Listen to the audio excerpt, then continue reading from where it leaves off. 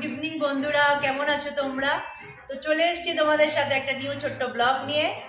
So আজকে 31 December, আজকে বছরের লাস্ট ডে 2025-এর, এবার কামিং 2026।